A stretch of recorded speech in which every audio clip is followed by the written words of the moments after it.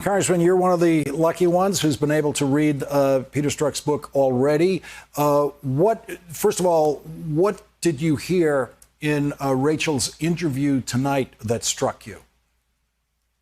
Well, thank you for having me back, Lawrence. I am concerned that we don't know what we need to know about Donald Trump to protect the country from what Russia has on him. We have deep suspicions, and all of the arrows continue to point in the same direction. And when I was a prosecutor, each new witness that I interviewed, you would always chart out whether the information they're giving you points more toward guilt or if it points toward innocent. And actually, in the law, you're told that if you can draw a reasonable conclusion that information may point in both directions, you're to give the suspect the benefit of the doubt and say that it points towards innocence. Here, everything we learn in these books from Michael Cohen or Peter Strzok or Michael Schmidt's reporting or even Bob Woodward's book, it all points toward guilt. It points to a compromised relationship that the president has where he continues to act in their interests. And we don't know exactly what that is because he blocks us at every effort to try and find out what the financial relationship is. Well, and Peter Strzok identified basically a lie Donald Trump told publicly in 2016 when he was campaigning for president about the financial relationship. Let's listen to what Peter Strzok said about that with Rachel in the last hour.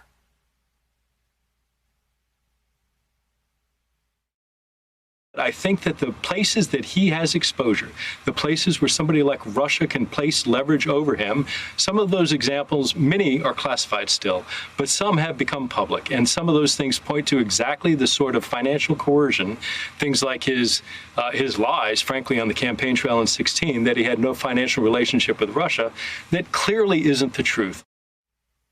Carson Swalwell, we all remember that very clearly. Him saying, oh, no financial ties whatsoever. Michael Cohen now telling us, oh, yeah, we were trying to work out a Moscow deal during the presidential campaign. That's right, Lawrence. And when you put the president in different scenarios, you don't even have to do hypothetical scenarios. We have seen him standing next to Putin. Who does he choose, America or Russia? He chooses Russia when it comes to who's responsible for interfering in the election and takes their side. You look at what happened with Skripal, the poisoning in Britain back in 2018. Other countries are asking him to condemn Russia. And who does he choose? He says, I would rather follow than lead on this, which is to benefit Russia. You look most recently at Vladimir Putin's opponent, who was just poisoned. And what does he do? He chooses the Russian side by saying we haven't yet seen all of the evidence. This is not a hypothetical, theoretical example of somebody being compromised and acting as an agent. He actually does it in every scenario, real life scenario that he's in. What are the most important points that you found in Peter Strzok's book?